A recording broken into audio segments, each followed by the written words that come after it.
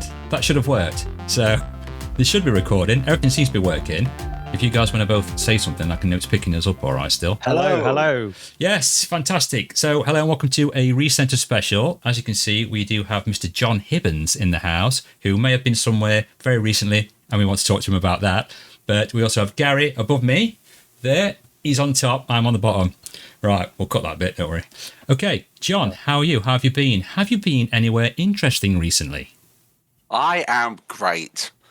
I went out for lunch, had a sandwich. That was nice. I've just come back from MetaConnect. So, yeah, I'm adjusted. It takes me a few days normally, but it's not been that bad this time. I haven't got too much of a jet lag. I feel pretty good. I've been very busy. It's a busy time for us with Titan House coming up. We are literally working solid every day. Even as though the game's done, there is lots and lots of activity going on right now. Super exciting stuff happening.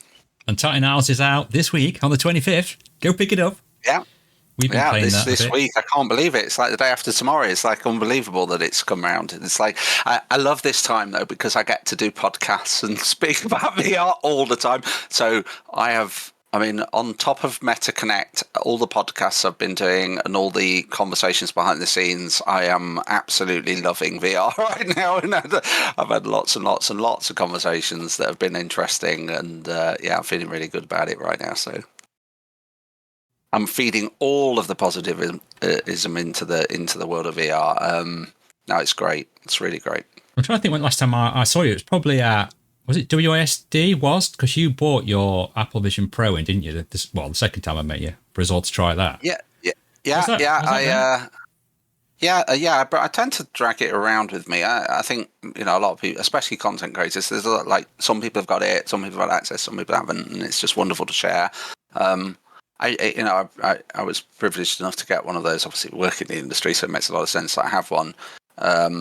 But I've had a lot of fun with it. I really, really enjoy using it. As I said just before the show, you asked me whether I'd been on the Vision Pro recently. I was still using it. I am literally coming off this show tonight, going and downloading and watching the latest Alien Earth because it drops on a Tuesday, and I only watch that in the headset. I think once I watched the last Aliens movie in IMAX, and I really enjoyed it. It was great being in IMAX watching the new Aliens movie, and it's a pretty good Aliens movie, right? There's bad ones, and this one was pretty good. Mostly because of the lore, and it sort of sat between Aliens 1 and 2, so it was like a really good movie. And anyway, I waited for it to come out on Apple TV. I brought it and then watched it on the Vision Pro. And I remember at the time thinking to myself, this is better than when I was in the IMAX theatre.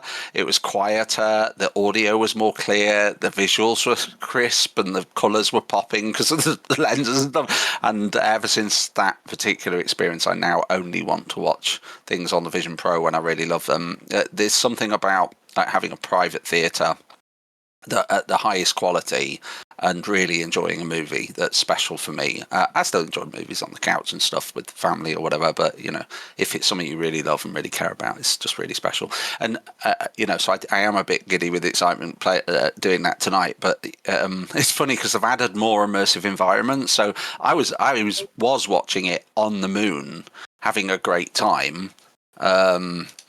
It just turns into dark mode and you're sort of vaguely on the moon and it's like all the stars dim and everything, and then you've got this theatre in front of you.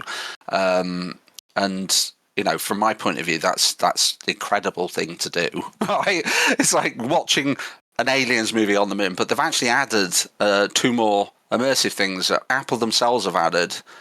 Saturn, so you can now get a dim version of Saturn in the background on, I think it's Mars, but on one of the planets, and that's pretty cool, right? And then they've gone the Disney app has added an immersive environment for Alien Earth, so now and it's in the specimen bay, so you've got all the glass canisters with all the specimen, like literally turn to your right and you've got a life-size egg in a glass canister, in this and the screen's in front of you and it all all the light cascades onto the environment. It's like, I didn't even ask for that and they've added it. So wonderful device. I'm really enjoying it, and they've just announced, I think yesterday, so it's really recent news, another bunch of 8K 180 type things, and the last season of them were all phenomenal. I watched every single one of them, from Metallica to the Weekend videos and things like that. So yeah, I think for content absorption, it's amazing. It is very heavy and very expensive, but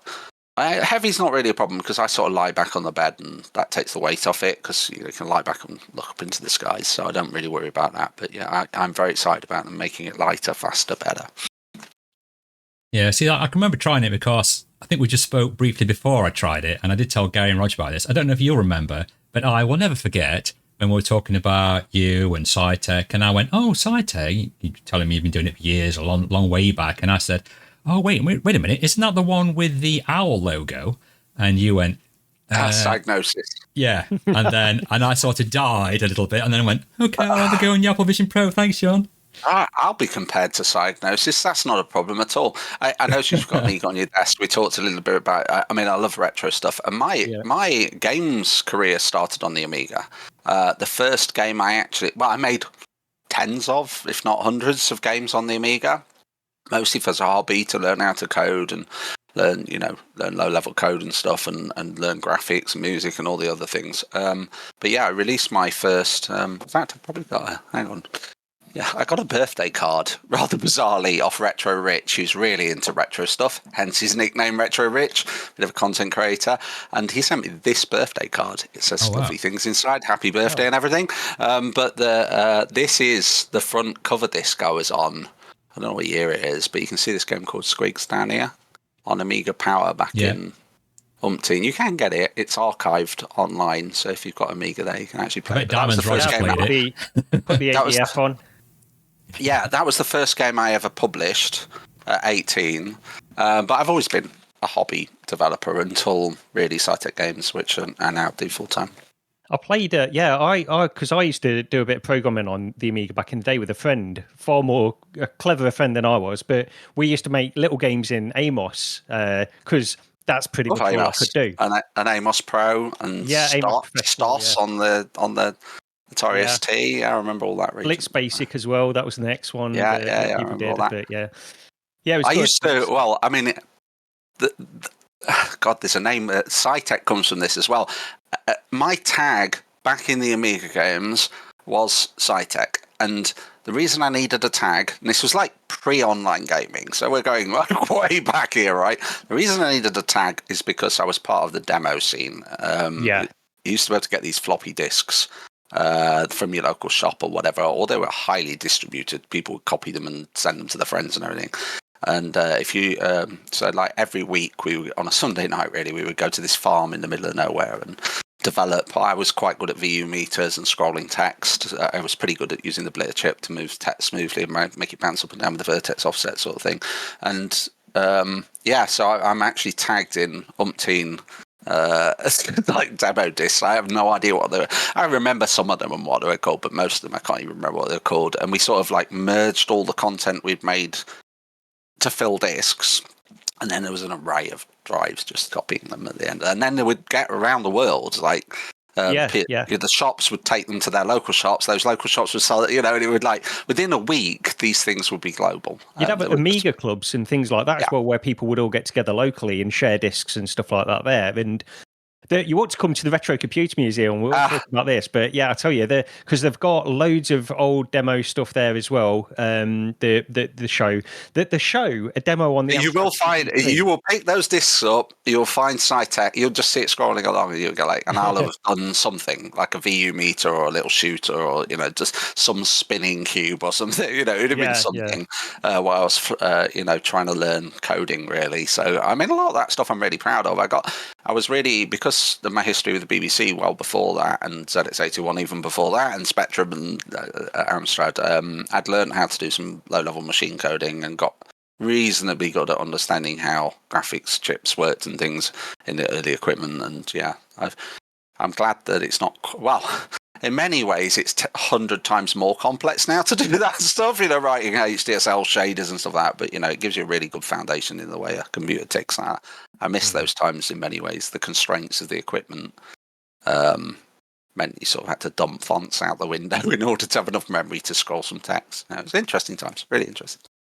Yeah, we used to. Well, we go there. We love it, don't we? We're there because we always on Amstrads and Amigas and playing auto stuff. I'll be there. Yeah, There'll be one at Christmas in December. Yeah, there's a big event that they have every Christmas. So yeah, we'll send you the invite anyway. Send me an invite. I'd love to be there. Don't forget your Christmas jumper. Yeah, well, I've probably got a Christmas jumper somewhere. Sounds fun. Sounds a lot of fun. Yeah, I miss those days, but the industry's moved a long way since the Amiga. But yeah, I still occasionally play games that are interesting. I recently recall booting up what was it called? Cannon Fodder. I'm playing Cannon Fodder. Yeah, not as good as I remember it being, but interesting nonetheless. No. So MetaConnect, John. Did you try any new technology there at all? I'll just play this video, see if this jogs your memory.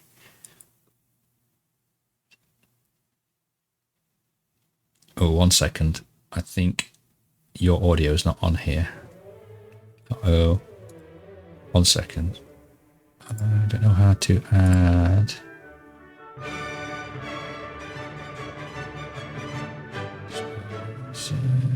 I can't actually see the stream. I can't remember how you look at it now. Yeah. Because I'm not showing it, am I? That's why. I think it's stopped sharing it, hasn't it? Yeah. Sorry about that, but you're both now on the audio. I'm just showing the demo of it. I don't know if I can do this without everything crashing. You have to bear with me, guys. It's the first time I've done this, so that might mess up the entire thing for us, though. Yeah. It is, yeah. Let me stop streaming. And we'll go back to... There we are, I'll be back. Sorry about that, yeah. I just realised if I put the stream up, you're not going to be able to see it because it's going to mess up the cameras that I've got already set up. Leave it alone. Well, imagine. Describe to the audio listeners what you're watching. Yeah, it was just the meta display from Ray-Ban showing all the glasses, all the little bits in it, what you can see, what you can do. Now, I've been told today, I don't know, you could be able to back me up on this, John, that it's supposed to look like you've got your arm out in front of you and then you twist your hand 90 degrees towards you, and that's the sort of view in the size of the glasses that you see. Is that correct? Yeah, well, a bit of context here. I really like the Ray-Ban glasses. I had the very first pair that took basic pictures and didn't have AI or anything like that. And then I did actually buy the second pair. So I'm not... I bought the transparent special edition ones because they look really cool, and I put my own lenses in them so I could see. So I use those fairly regularly. So in context here, I'm a big fan of what they're doing. It's really interesting now they're starting to bring AI into the world. So yeah, when I saw that announcement, it was a bit shocking actually. I was expecting screens. I mean, there's no surprise with screens, but I wasn't expecting what we got. I was expecting some type of like small readout or small screen projected in the top right hand corner or something, very much like Google Glasses or something as a starting point, for text or just feedback or maybe, basic directions or something. And what we got is very different to that. It seems that they've put some of the technology of Orion in the right eye.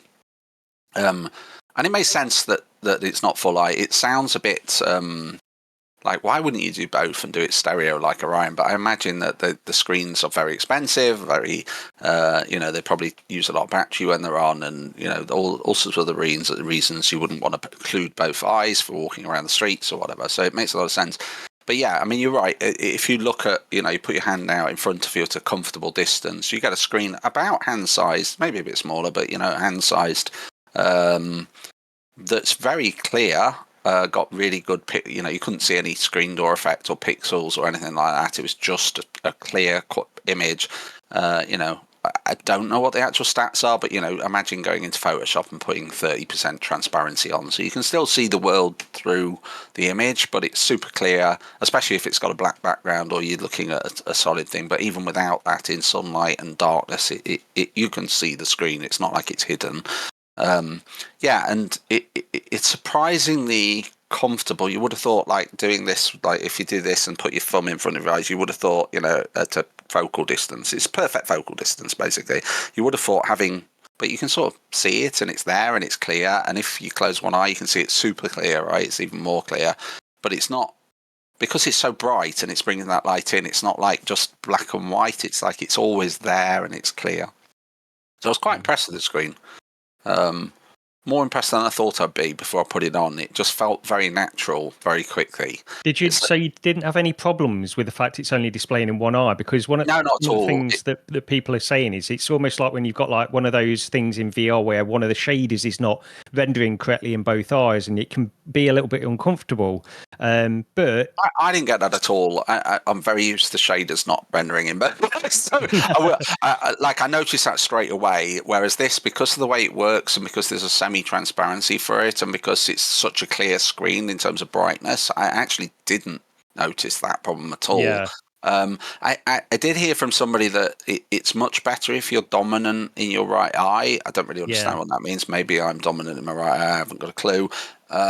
But for me, it was just like an amazing thing to have a very clear screen, because you sort of like, you can focus on it, right? So you can turn your right eye and focus on it with your right eye, and it became very natural, very, very quick. In fact, it felt superhuman very, very quick, especially with the combination of the band. While we were queuing, they size you up for a band, and it has to be quite tight. It's got sensors all the way around it. It has to be quite tight, like a tight watch, I suppose. But it's not uncomfortable. It's actually, the band isn't in full contact, so it's not like a solid band, because it's got these like little bumps on it. It's like little sensor bumps every so often around it. I've got some pictures actually I took. Yeah, I'll just show your pictures now, John, while you're talking, because I have got them on here somewhere. So keep talking. I took some pictures while I was there.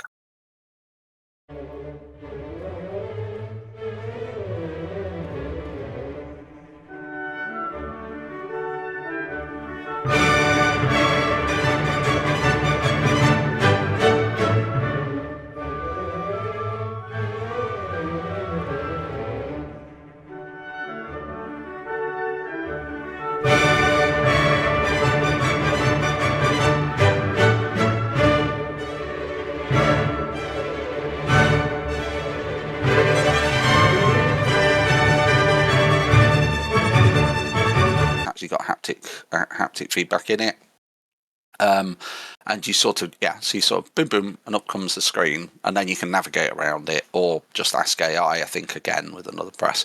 I think the default, like when it's been off for a little bit, is double tap to bring it up, and this is select, so you can go double tap AI, and then you can speak to it or whatever.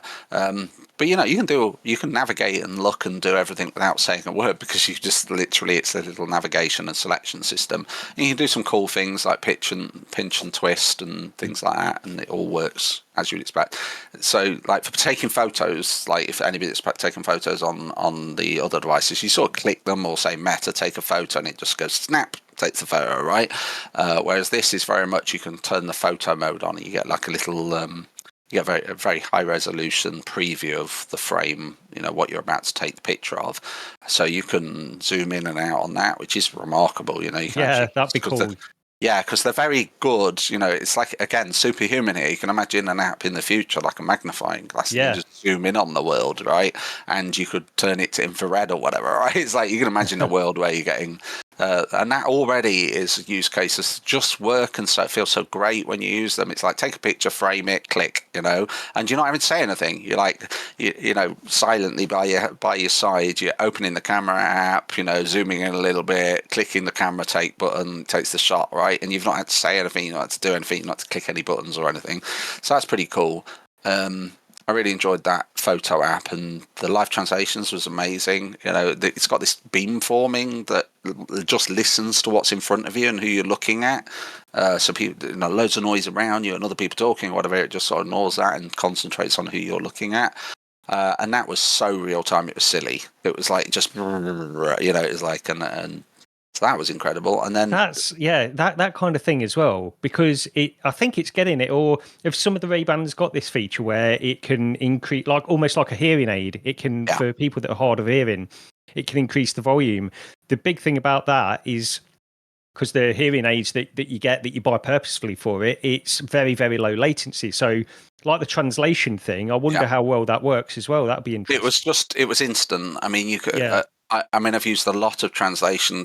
Played with a lot of translation. I'm not particularly hard of hearing or anything, so I can't really comment much on that. But this seemed like a superpower even to me. It was transcribing, and it sort of it can remember what it's listening to, and you can keep notes yourself, and all of that is incredibly powerful stuff to be able to have at your fingertips, right?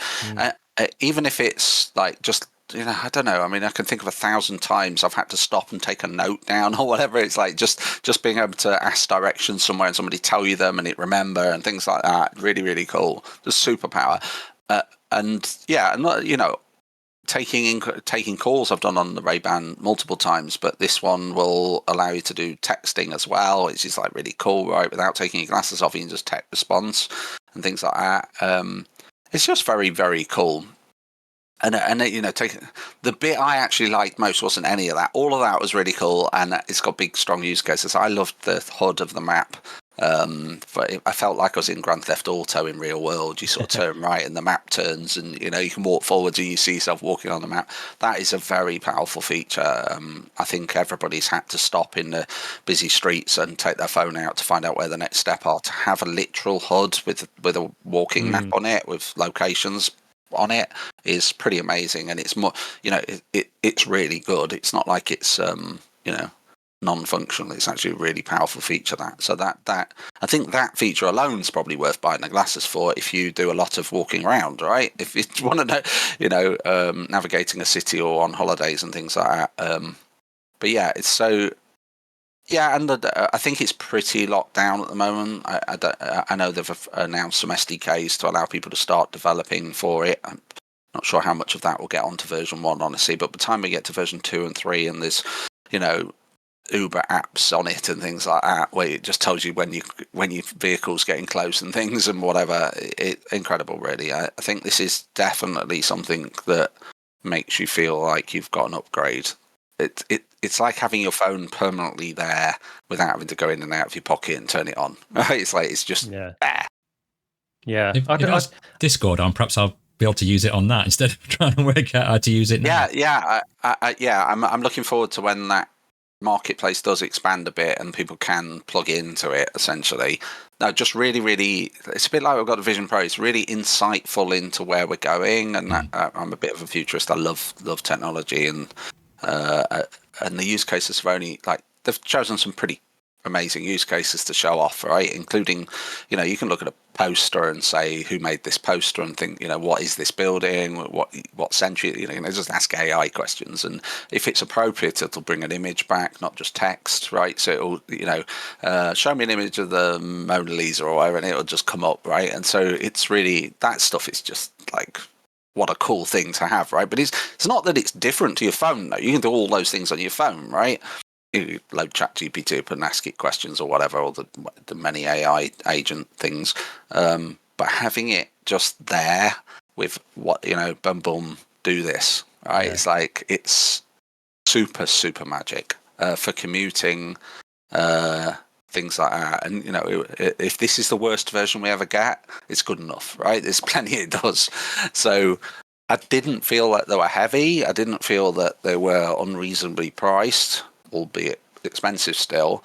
I just felt like, wow, what days that we live in, that this is actually something that we were perhaps pie in the sky and dreaming of is now here and actually working and actually on sale. So good.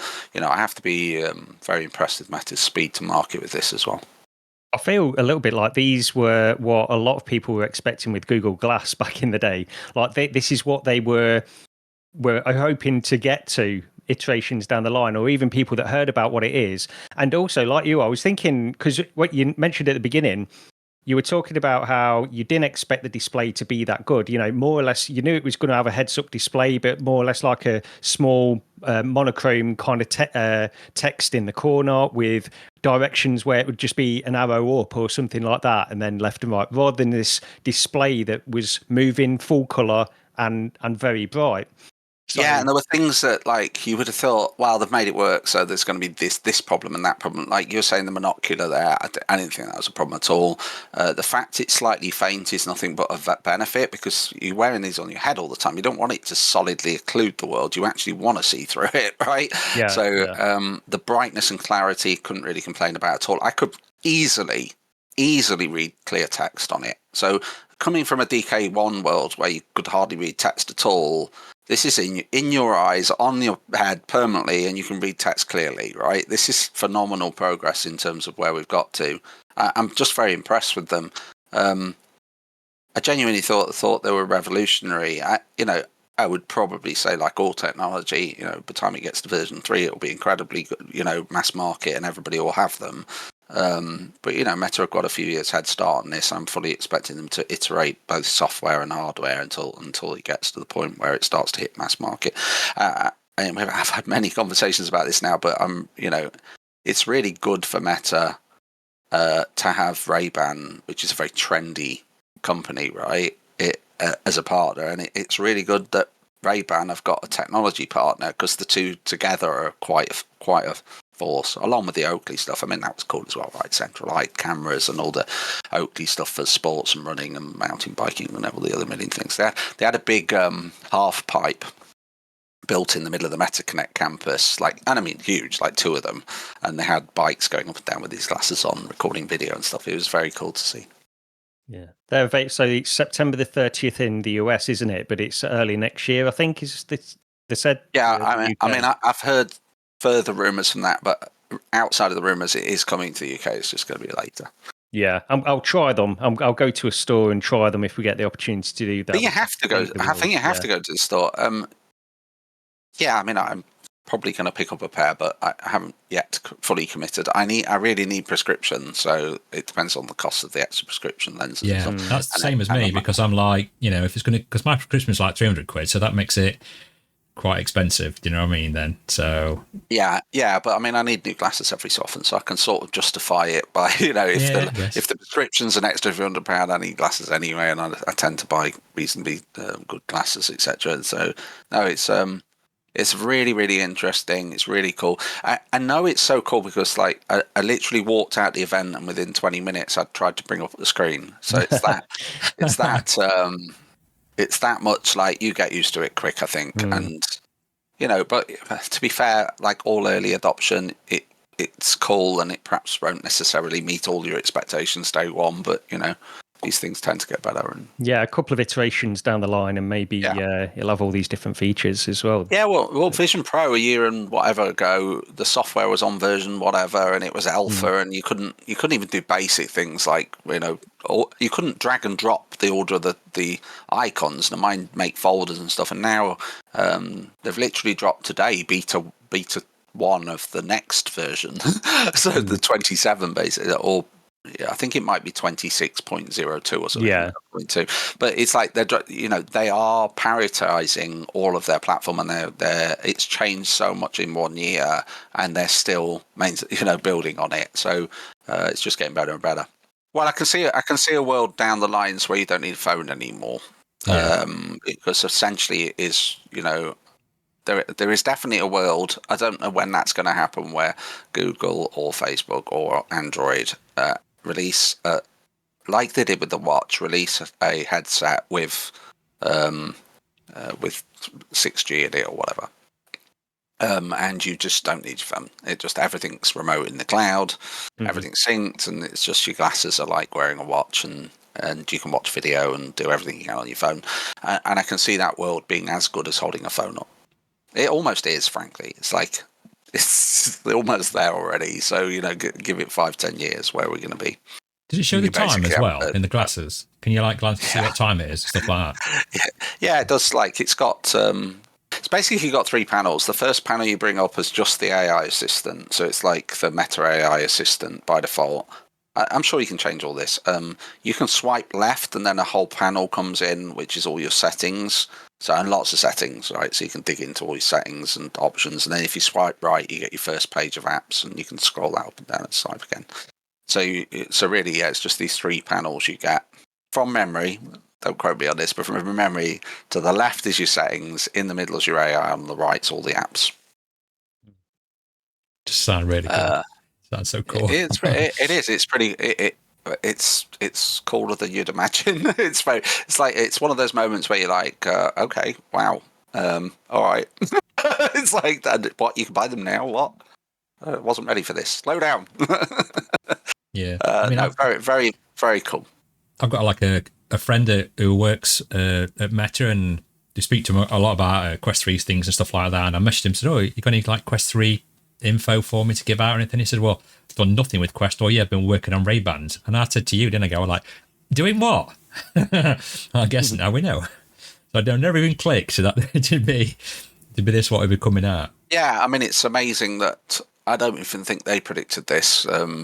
In fact, watching Abrash's presentation was extremely disappointing this year, because he tell us something new, AI's here and we're going to be contextual soon. It's like, well, everybody in the room knows that. It's like he's copying somebody else at that point. It was a bit disappointing because there was very little about anything revolutionary, because I think it's probably jumped on them as well. No, I don't think anybody expected AI to go so fast and to be so good.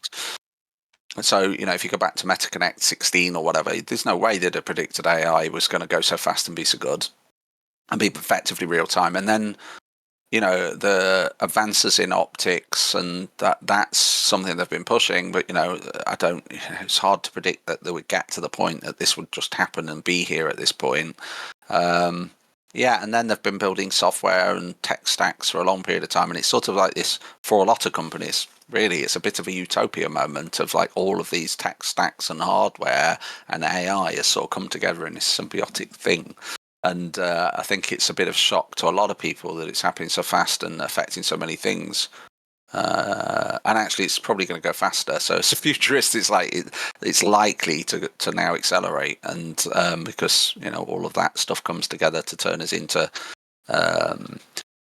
superhumans with AI systems, and that is a remarkable thing. I've lent heavily into it. I've probably got 40 AI agents working for me now, in doing jobs for me that I just don't want to do, and now it sort of does it for me.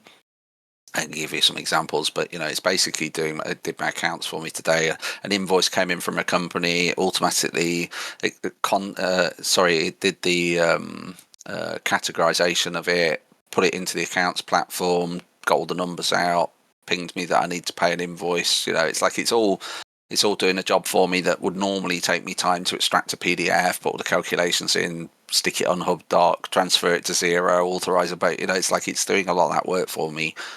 So that's a real example today. And I've got lots of things doing stuff for me personally now, like holiday agents and things like that. And mostly because I know it's changing the world, and I really want to understand why and how it can be useful. But I think the truth is, for myself, it means that I've removed a lot of the boring, laborious stuff, and I've got a bit more time to do the fun stuff. So for me, it's working really well. Mileage may vary for others, but it's pretty sort of cool stuff. I mean, maybe we'll get invited one year, Gary, to MetaConnect to try them out for Podcast of the Year. Not. Well, there were a lot of. I'm not sure you'd have liked some of the. There were a lot of. It was different this year. I mean, this is my 7th or 8th. I don't know how many now. I can't count, but the MetaConnect, and it's changed throughout the years. And there were a lot of devs there. A lot. There was an event just before the main MetaConnect where we all did, spent time with Meta and stuff. So I got to meet a lot of the other devs that I've not met before, but a huge amount that I already have. And that was very valuable, and just generally the out of MetaConnect mixers and get-togethers were really valuable for me for loads of reasons. But so there were lots going on, and there were content creators there. I mean, I met a few of them. Some of them did have tickets because there was something to do with Horizon World, or there were just something more contextual to this year's news and what was going on. So some of them were just hanging out outside and just hanging around, right? So in the evenings we would all go. I'm part of WhatsApp groups or whatever, but we would all go to the local hotels, bars, wherever, and tell people where we were. And then there was a big get-together, typically of a lot of us hanging out. Psytec did do a Titan Isles party. I went to SVVR, which is, they always time that with MetaConnect so that people who are in town can go and hang out and see some talks and meet people there. So yeah, there was a lot more going on than you'd imagine. Nothing to do with MetaConnect because it's a bit of a mecca for that time of the year. Yeah. I mean, maybe one year, Gary. We can do it. Just maybe. go. Don't even think about it. Just plan it. Let me guess. It's going to be September next year. Yeah. It'll be in San Francisco, Palo Alto. You can pretty much book the flights. The set. I mean, I don't even think about it now. I mean, I'm very privileged when I do get the invites, but I don't think I care whether I get an invite or not. It's great when I do because you can go and hang out on site. But it's not all positive, right? The queuing. I spent 2 hours queuing for that thing. Wasn't that privileged. I'm pretty sure I could have waited and just asked one of my account managers to show me it one day, right? But I wanted to see it. I was actively interested myself. But I did some other cool things. I played all the games. So I played, Deadpool and Reach and the Star Wars game, and I played the interactive Blumhouse experience. That was really cool. So I do go on queue for those things. But for me, I sort of time that to be with somebody to talk to in the queue. So there'll be there's like so many amazing people out there that I meet, but I'll try and sit in a queue and actually chat to somebody and have a longer conversation, get to know them better while I'm in a queue. But the queues were pretty good this year. It wasn't really about the content, although they were on show. If I judge it to previous years, like previous years there had been huge queues because the majority of the people were like gamers and whatever. This year it was very much about Ray-Ban. There was definitely gaming there, but it wasn't and a lot of people had already seen that content because either there were events in the UK or at Gamescom. So I'm not so sure you've got anything much extra out of it, honestly, that you couldn't get from your account manager. But it is really, really sad not to see a lot of friends that I've got to know over the years. And I do personally think Meta should invite content creators every year because they help them build, and they are very enthusiastic about technology, even the glasses. And there will be gaming in glasses. It's not just about gaming. And a lot of the people that are not just into gaming, they're into the hardware side, which obviously Meta's really into, even with the Meta-backed glasses. So yeah, it's a little bit disappointing, and I think it's a stumble on their behalf. But hopefully that somebody will get that feedback. In fact, I've had the feedback form. I haven't filled it in yet. I am going to fill the feedback form in, and I guarantee you I'll be writing on there, invite the Need content Gary and Lee there. Send. Yeah, it's also a benefit to us as people. We put on a Psytec event, and I was hopeful that we could show some of the content creators I don't know that well, right? The US ones, or the people flying in from various regions, Canada or south over the border or whatever. And sadly, there weren't that many there, but there were a few. There were a few that made their way out or lived locally enough to come along. But that's a shame because connecting devs to people that are enthusiastic noisemakers is a wonderful thing in itself. Yeah. But yeah, I missed my friends. Yeah, it was quite surprising when they didn't get any invites to go. I saw it popping up on X saying, I've not got an invite, I'm not going. I thought, well, perhaps it's not so much VR orientated this time. It's more about the tech and things. Perhaps they're going a different way with it, but yeah. I don't think it was perfect last year. They all had to work very hard and, on videos and stuff. And I don't know whether that outcome was quite what Meta thought it was going to be for the costs. It probably wasn't. And it is a little bit, the industry right now, I'm concerned that we're eating ourselves. There's a lot of toxicity I see, and it's really sad to see that, because the truth is, from my perspective, it's never been so good, right? It's never, ever been so good. The hardware we've got around the corner is unbelievable, right? The games that we've got that are playable today, you could spend the rest of your life playing. Right, we don't need any more games actually, but more games are cool, right? Yeah, I mean, there is plenty to be happy about with VR, even if it's another game never releases, right? I'd quite happily go and play Elite Dangerous in the VR headset, in the latest greatest VR headset, or I've probably got a list of about 50 things. No Man's Sky would probably keep you busy on its own, right? It's like, absolutely. we're rich with content, isn't it? And AAA content, frankly. There's plenty out there to play as long as it can stay alive, like the retro stuff we've been talking about. As long as we can keep it alive, the new headsets, and they'll always, there are enough people, millions and millions of people now, that absolutely love VR, right? It's not dying. And there is 4 operating, I bang on about this, but there are 4 operating systems like imminent. Android XR is really close. We're going to have the Valve Deckard frame, whatever that will end up being called. We're going to have Meta OS, and we've got Vision OS. So I want to bring Titan OS to all of those. And that the fact we've got 4 operating systems, and a few of those are open operating systems, which means that anybody that wants to make hardware and capitalize on their audience or their fans of their products could now do it. So we're sort of like, if I go right back to DK1, DK2 days, there were people like you probably don't remember all this, but the OVR, Razer were making an OVR headset, and there were various other things. The costs of making Quest 3 are now lower and lower and lower, and it's realistic to see, very, very good competitors, low cost, but on an operating system with the games. So like Android XR is a really good example, right? And if Android XR get this play right, they'll have a library of games, content, movies, all the rest of it, and a Vision Pro competitor type interface.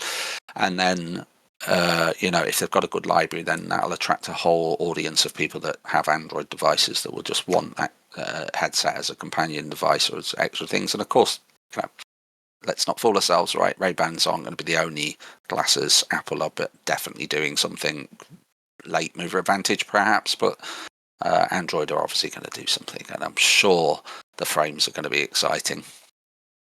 I mean, speaking of Titan Isles, let's jump into that and just talk about that, because, we played it, right? Very kindly given us access to play it. Me, Gary and Rog played it. Completed it. Are you joking? I've only just got past one level. On myself, on my own, I barely killed the first Titan on my own. So, and then Gary got killed on one of the levels, so that was his fault. Oh, I wish he'd stop banging on about that. That's all I've heard from him. I've got to level 5. My daughter's on the final boss. She's obsessed with it. Windlands too. She was obsessed with that. How old's your daughter? She's 13. 13, yeah. Yeah, but so we went in and we spoke about it on the last Recentered podcast. We all went in together, played through the first level, and then I carried on my own and played some more, well, we went in separately together as well, didn't we, Lee? Yeah. And so I've been in quite a few times anyway, but I was a massive fan of Windlands 2 anyway. And I was saying on the podcast, one of the things that gets me every time with your games, more than anything else in VR pretty much, is the movement, the traversal through the level is always addictive to me. That is just fun. And that alone is almost an excuse to play. It's like in the original Windlands, that was one of the things that just the high jumping, the movement and the speed that you can get through the levels. And then that was iterated on in Windlands 2. And the other thing, I don't think anybody has done the swinging mechanic quite as well as Psytec in VR. There's been quite a few different games that do that Spider-Man kind of thing, but it never feels quite right to me. And in Windlands 2 especially, I think you absolutely nailed it. And I will just mention, I think I'm still top of the table on the race in Titan Isles at the moment as well. For long, I've got to clear it. I will just mention. I've got to clear it on launch day, so that's going to upset me. Wow. Well, can't let all the content. Yeah, it's got to be cleared on launch day. But well, thank you. Thanks for the kind words. I mean, we're very proud of the locomotion mechanic, and it goes through a lot of iteration, and honestly, it's quite complicated. If you were to look at the code, it's all real physics, and there's a lot to it. There's a lot to it, and there's nuance that perhaps you wouldn't know unless you really studied that code. There's a lot of things we do just to, it's layers and layers and layers and layers of practice, tweaking, experience with the feel. I've said this before on a different podcast, but I really think about the way you emotionally attach to the game flow, and that makes the Psytec games feel like a Psytec game. It's like it's hard to pin that down, but it's really, that locomotion needs to feel like you're not ever robbed, and that when you get it right, you're really, you feel like a hero for doing it. If you get really, really good at the game, it's a joy. That's something else I mentioned on the last podcast, actually. It feels like one of those things that you can do, especially with the movement, where it's easy to get into, but difficult to master that old trope. I don't think difficult's true, because it never stops being easy, right? It's like, it's deep. It's deep. It's a better word. It's like a really deep, you can be doing this for years. I can tell you can do it for years, and you can still be learning little techniques, little tricks, like getting better, just getting your landings better, getting your takeoffs, because there's quite a lot going on. There's very little going on, right? It's a suit. You've got locomotion. You can jump, and you've got some jets or whatever, and you've got a weapon, right? So, like, on the surface of it, like, compared to some other games where you've got, like, things over your shoulders and, like, rockets and, all these extra things, on the surface of it, there's not much going on, but in practice, you've got to manage, in Titanfall specific, you've got to manage your, not getting hit. You've got to manage landing to recharge your stamina. You've got to manage flying when you're in the air, and you've got to manage your weapons. And then you've got, in multiplayer, you've also got awareness of helping others and working that, which way you're going to go. Like, if you all split up, you're pretty much going to have a horrible time, right? If you all concentrate on the left and then move to the right and stuff. So communication. And all of that at once is actually quite a lot going on. But all of the characters are designed to be quick to pick up and then be very deep in terms of, like, the getting better at them over time. It's like simple things like Hunter. You can pull on the ropes and you can pull sideways, right? So you can actually do this. I mean, not many people know that, right? You can hook either side and you can pull the physics like this, right? So it's like so there's a lot of, like, pulling yourself with the hooks as well when you get really good, which, almost nobody does when they first pick up that character. You just see them hook, right, and concentrate on that. But then when you get really good at it, you've got air control. So the same, like, you can hook between two things and then pull yourself to get extra high and things like that. So it's like even that basic thing is, and we pushed it quite a lot more in Titanfall. We've made the world is much more populated, as you've probably worked out by now, and much larger, really, actually, in terms of scale and things you can do, and the Titan scales and things like that. And yeah, we've spent a lot of time trying to. I mean, I think everybody will like Storm because which I'm super proud of, because, frankly, coming from Windlands, right? Everybody really that loves Windlands loves that character, right? So it was like we couldn't not have that sort of character brought forwards, but then to create some characters that I think people will fall in love with more is a big deal for us. It was something that we were challenged to try and do. It's like, I personally think Storm's great, right? I love the fact we've got this thing with the crossbow, with the rifle, and you bring your hands together, and you've got the rifle there automatically. We were speaking about that and how that. I mean, I don't know. Is that been in anything? I've not seen anything like that before, where it's just automatic and locks together, and then you release, and then you've got two guns again.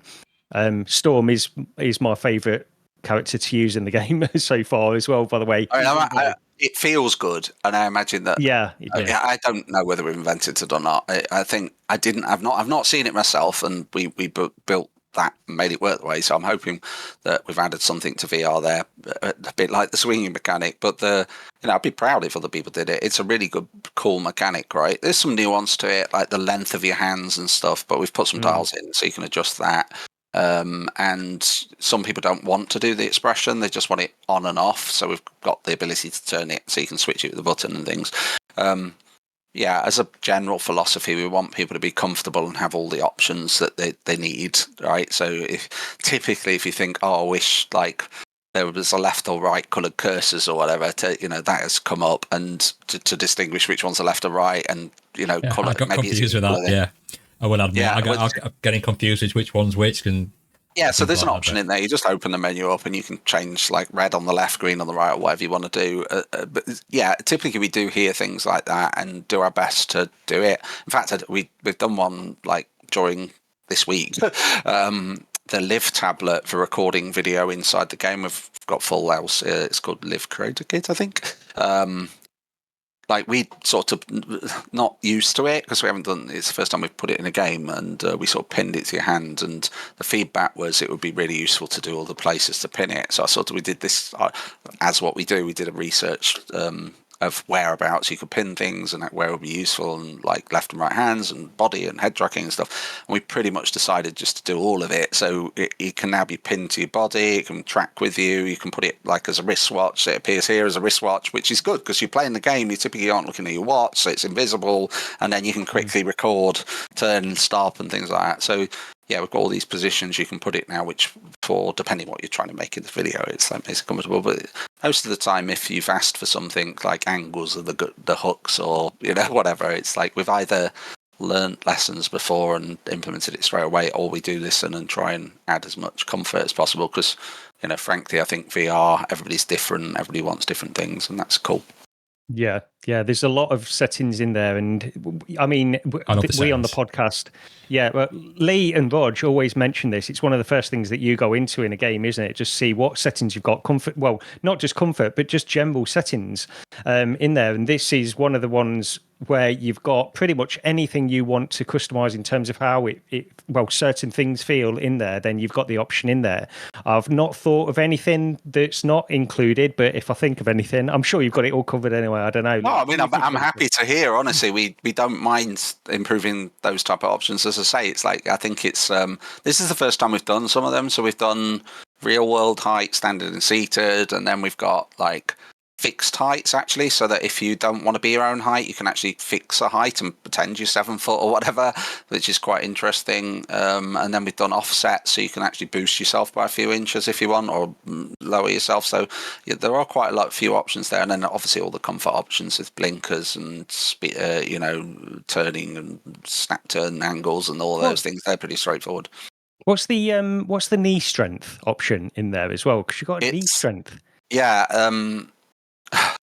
By default, you are quite springy. Imagine landing on a because you're supported. Your suit's supported by springy legs. That's what you've got to imagine. So when you can land. Your legs compress, and then you can jump, and you get a higher jump because you've got that spring of your legs. Right. So, so the characters, all of the suits have this like springy legs where you hit the floor and you can jump again, or you can hit the floor and do a little jump, or you can hit the floor, hit a wall and spring off, right? Mm-hmm. So it's part of the nuance of it. So you can either make it slightly more springy, which is, a little bit more like being on a trampoline when you're landing, or you can just have it rock solid, right? So it's just like you just hit the floor and you stop. It came out of playtesting, really. It was like some people don't like, they call it feeling on ice. Or feeling like you're not I mean, it's not a realistic game, right? You can jump hundreds of meters in the air and you're using jetpacks and, whatever. And we're not trying to be realistic, but for some people, that's it's a bit like a comfort thing, really. It's a bit uncomfortable when you get that spring towards the floor because you get lower than you would do in real life. And so we just added the option for those that want to twiddle with that and get a better feel for them as a personal perspective. And it's quite good, like the feeling on ice, it's quite good to keep your momentum. Stopping instantly in VR, you hit the floor and you stop. It's a very... it's like, and the world just stops, right? And even as though we hit frame rate, and I think we've done a good job in terms of all the details that keep you comfortable, that can, for some people, be incredibly uncomfortable. Just hitting the floor and stopping instantly, especially when standing, they can just face plant. So the default setting is slightly forgiving. So it has a, we would call it slurp, but a physics break on it, basically. So you'll slow down and slurp to a stop. Plus, in practice, you don't really want to stop when you hit the floor. Usually it's because you're hitting the floor and then you're propelling yourself forward or sideways or something. So, yeah, we just put options in for that. So those people that really do want to stick to the floor, they can pretty much break it immediately, or you can loosen it up, actually, which I prefer slightly more loose because you just keep your momentum going more. So, yeah, it's nuanced. And I think there's a world where we could have just locked it down and said, no, this is it, right? But in practice, if they don't break gameplay and it makes the player feel better, I think it's important to help and give the options. Plus, if you can play it for a long period of time, having those options can help you get better at playing the game. Mm-hmm. I thought the performance was great as well. I mean, it was locked in 72 frames. I even had the meter up, checking in. I kept checking, right, is it dropping frames in? Are all these monsters coming? No, it's still the same. So I was really impressed with that, because if that's one of mine and Roger's things as well. If the performance isn't there, if you've got some stutters and that, it puts you off and it breaks it a little bit. But that was just flawless. Even with all three of us playing, it was just... I had no issues with it whatsoever. It's good because that was... I mean, I can't tell you how challenging that was. It was very, very challenging to do that. We've got massive worlds. You can see everything from everywhere. There are literally thousands of bullets and electric things and bombs and missiles chasing you and enemies pointing at you and all the rest of it. All with, you can shoot bits off them, and they've got different colliders and everything. And just the light probing system alone to be able to light that world and have, when you go for a red cave, you're red and things like that. and then sticking big Titans in it, and then it's all performing. It was quite a challenging thing to do. I think we're getting quite good at VR and understanding the hardware really well. It's a bit like, PlayStation version 4 and 5, you start getting used to the hardware and the Quest, because this runs on the Quest 2 as well, and it runs really well on the Quest 2. So I think we've got quite a lot of understanding about how to write a game, how to build the code with a good assembly classes, and just clever systems, event-driven stuff, and whatever. And it's like, if you were to look at the code for Tynars, it's by far the best code we've got in this company. But it's analyzable in terms of it's a clean format, well structured, and does what it's supposed to do. It's sort of split into two. Truthfully, it's like a Psytec engine, which does a lot of the things that are common with all of our games that we keep upgrading and maintaining to the latest version. This is actually a Unity 6.1 game. So we're 6.2 is now in beta, so we're literally cutting edge with this, with the version that we're using, because we needed to be for various reasons. And then, the other side is the Titans libraries, which are all game specific, whether that be NPCs or gameplay things. Yeah, but very proud of it. Thanks. I think they'll be surprised. Like Gary said, I'll just reiterate the options. I went, I wonder if I can turn the volume down. It's a little bit maybe too loud for me. So I went to the options. There's 10 different dials to turn every single thing down in the game. And I thought, right, that's brilliant. And then when we when you go to do the little tutorial, because you can do little tutorial bits at the beginning, can't you? You can try the suits out, and it was picking the gun up. Put your hands to your face like that, or the gun appears, and I was like, this is amazing. I want more games to do that. It was just brilliant. Yeah, it consistently comes together. I'd love to be able to push it further. Honestly, I think we've got better games in us, right? And I'm not saying this is bad. I'm very, very proud of this game. If I never make another game again, this is it's the crowning jewel really of what we've done. I'm really proud of it, and the feedback I've had already is overwhelmingly positive, right? Everybody's really loving it, and there's just little things. I spotted the other day, there was a day with an average play test time with 60 odd players, or a large amount of players, right, at 180 So it was just a large amount of numbers for that amount of players, right? Is the average gameplay time was well above 2 hours, and it's that type of reception to it. It's just amazing, and I hope a lot of people really enjoy what we've done. I really enjoy it still. I will be jumping in and playing on day one like everyone else. It's a good workout. It's a good workout as well. I mean, we've got those fascias, them open fascias, like the sports ones. Man, I needed it playing that because I was shattered by the time I'd done that level. Yeah, this it gets quite intense, doesn't it? But we do some things on purpose. I'm sorry, we talked a little bit about emotions. It's we want to expose the bosses, so we try and do this thing where they appear, and then we want to start off easy so you can start to learn the fight, and then we want to just ramp, and then by the time you're at the end of the fight, the fights don't take that long, 8 minutes, 10 minutes, it depends how good you are, right? But the time you're at the end of the fight, you typically got sweaty palms, and it's ramped right to the end, and you may even fail, and that was sort of on purpose, because I didn't want just a sponge that you just hit and then that's it, done, right? It's that wouldn't be very interesting.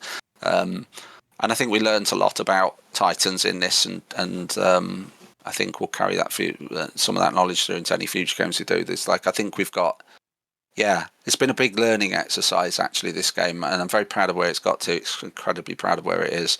I think we've got a good game that's consistent across the board. There's a few little things that I've been doing for a post-release patch that we didn't quite have the time or realism to get it in. There was sort of the point, it's very busy time getting up to QA and fixing those last little bugs and making sure everything's stable and polished. So there are a few little things that perhaps I would have liked to have done for release day, which are actually coming very close. We'll do a patch for both Steam and Quest as soon as possible after the release day, and hopefully we won't experience many issues there. Did you experience any issues? Was it all good? It was all good. The one thing, so I don't know how this works. There's one thing that I will mention, if you want a quick bug feedback, because I don't know if this is, but my daughter went in. So when you go to the level select, and vice versa for when I went in actually, but you go to the level select, the hand was really small, and then it put me down. When I selected my save, it made the hands really small and then lowered me down. However, as soon as it had loaded into my save, it rectified itself. Yeah. But I have seen that before. I think we're aware of it, and actually that is definitely going to be patched. It's to do with starting the game while you're seated. It's just the way we do it. We're going to improve that. But if you start standard, but it's in seated mode, it has this weird knock-on effect of shrinking you, basically. Yeah. But yeah, I mean, it's fairly minor. You can actually fix it by switching standard back to seated, and then it will actually correct you fully and make it. And also, obviously, there can be knock-on effects, like you making sure that your floor is where the floor is, and making sure you've reset, and all of those things. They can have knock-on effects depending on the platform. Certainly on Steam, if you accidentally put seated mode on and you're standing and things like that, you could end up in a bit of a mess. But yeah, that one, I think it works for the majority of people, but can have an issue for those that, like, probably your example is a really good example. If you've got a smaller person, as in this case, and a slightly taller person, you swap the profiles, it can be a bit weird. Yeah, so we I think it was just that we play on the same profile on my Quest. It's her save, my save. We've got two separate saves, so it's basically when you're alternating between those two things, it would change things, but it wasn't changing them correctly, and it rectified itself. Like I say, as soon as you go into the game, as soon as the save would load, it was fine then anyway. But, well, I appreciate the feedback. We definitely need to improve that. And in fact, I know that there's already some code and some tickets around it. So I'm hopefully that will just be in the first patch and be much better. But yeah, it's easy to solve if anybody gets it. Yeah, apart from that, I mean, to be honest, there was pretty much nothing. And it's rare because a lot of the stuff that we go in and play, it's mainly around the performance, especially when you play a build where we got this, a couple of weeks ago and we started playing it. Usually we'll get a lot of things where there will be frame drops, there will be stutters and things like that. Not everywhere necessarily, but in places. I mean, this is rock solid. But then again, I said to you, Lee, before we even got it, I said I've got almost no... I doubt there will be any performance issues in this based on how well Windlands 2 was, because Windlands 2 was exactly the same. So anybody that's played Windlands 2 and knows the performance of that will know what to expect in terms of performance from this as well. Yeah, I mean, I can't pretend it all was perfect all the way through. I mean, it's we hit render rate late-ish in project, about 3 months before we entered Q8, but because we still had a lot of shaders that needed optimization. We had a lot of code that was just doing a lot. Like some of our physics around, you've seen them probably.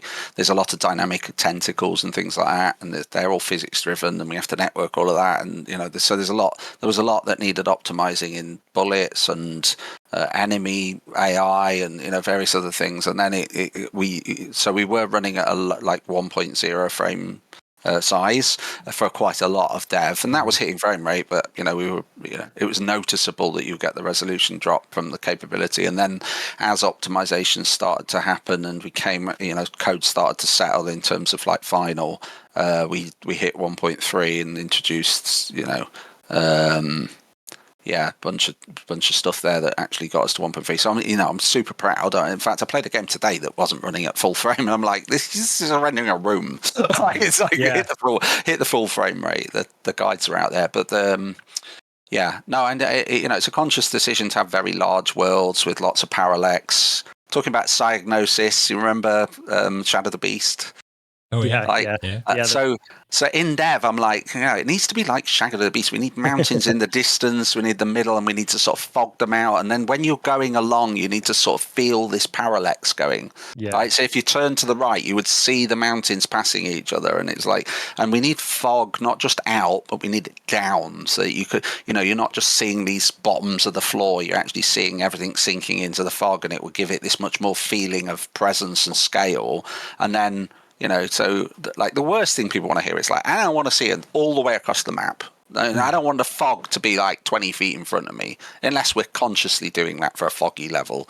I just want to see the end, right? You can stand there at the start, stand on top of the roof and see the end, right? You know where you're going. And those things were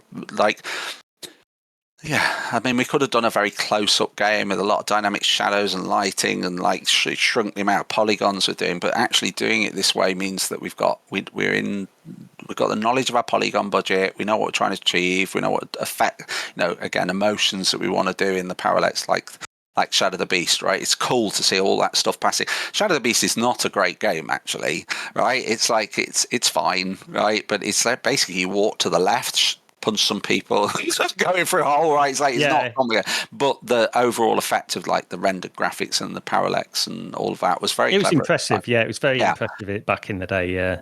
So yeah, we're trying to do at scale. I mean, it's a beautiful. I don't think anybody that's played the game and actually been in it has said anything but it's a beautiful game, right? And if you've seen lots of levels, now you're up to 5, you'll have seen that we've got a lot of variation in the themes and the colours and the way that the world looks in terms of design. It's stunning in game, right? Because of those tricks, and you're looking at these huge vistas out, so it's beautiful to look at, right? With landmarks and all the rest of it, and eventually big titans.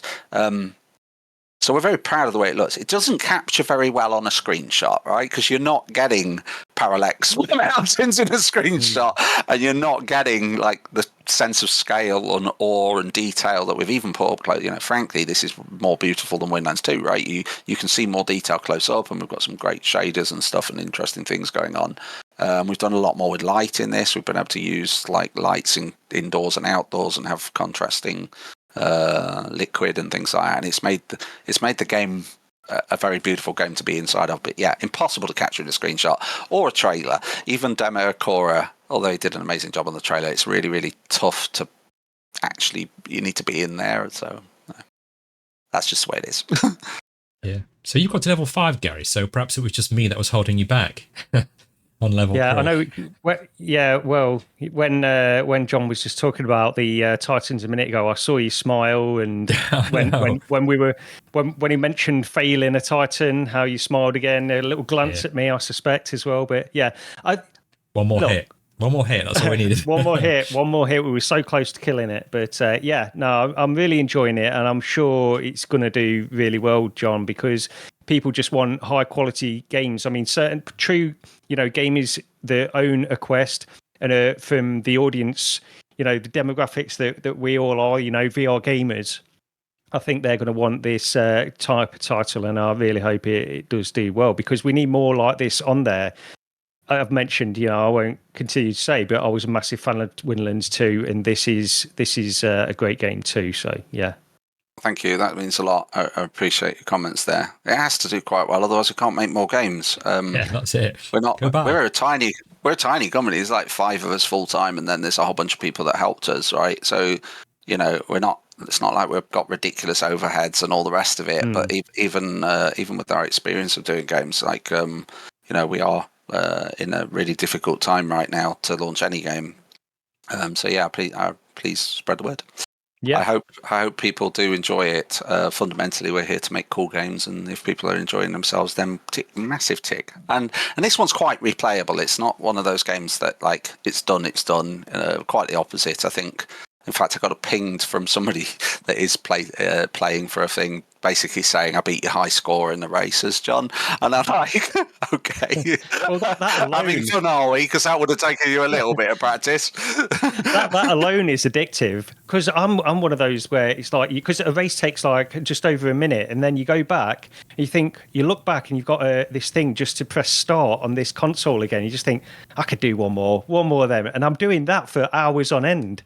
Just that. I was addicted to the races in Windlands 2 as well, actually. I got, but then, of course, I was doing this, and I know that, but when it gets, it launches, you're going to wipe the table anyway. It wouldn't matter, because it's on day of release. I will guarantee people will knock 20 seconds off my score, because that's how it works.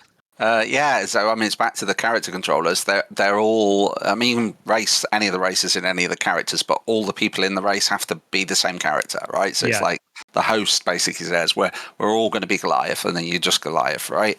But that's really cool, because you're racing with this, and they're fully. Unusually in the races, the characters are fully skilled out. So it's like you basically the top character in that specific character.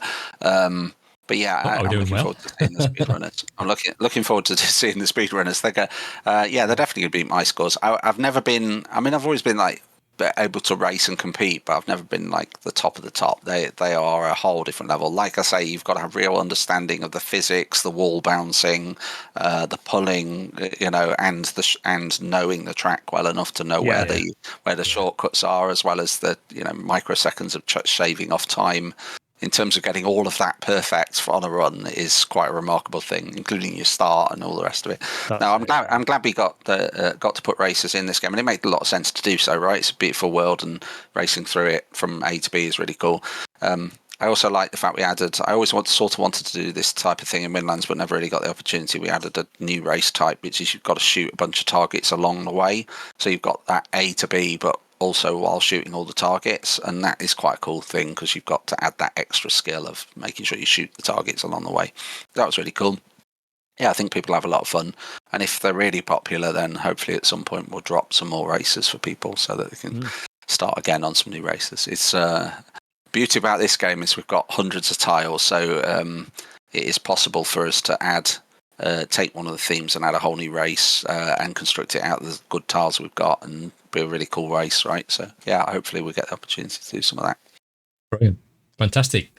I think we're about wrapped up. I think Gary's got to leg it. I probably kept it a bit too longer as it is. But yeah, thanks for jumping in, Gary, because Johnny came at the very last second, like a minute before I was like panicking trying to set stuff up. And so I can jump in with you for one. I went, yes, jump in with me, please. So it's been nice to get to know you a bit more, Gary. And I admire anybody that's got an Amiga on their desk permanently. Yeah, it's great. Love it. Yeah, so just thanks to John for spending the time. Very, very busy this week, as I said, with the game coming out. Go pick it up. We love it. I'm sure you will too. So very much, like I say, thank you, John, for coming in and doing this with us. We've been trying to get you on for ages, so yeah, appreciate you coming on. It's a pleasure to be here. Honestly, it's amazing to be able to be part of the community, and thank you for the work you do to keep the buzz going. And yeah, we'll see you at Connect Yet. Yeah, well, I mean, we'll be doing EGX this year on the Friday, but I will be doing EGX this year, so it'd be great if anybody's there, come and say hello. Yeah. But so thanks everyone, and we'll see you next time on the podcast. Don't forget to hit that like and subscribe and all that YouTube stuff, and we'll see you soon. Cheers. See you next time. Thank you. Bye.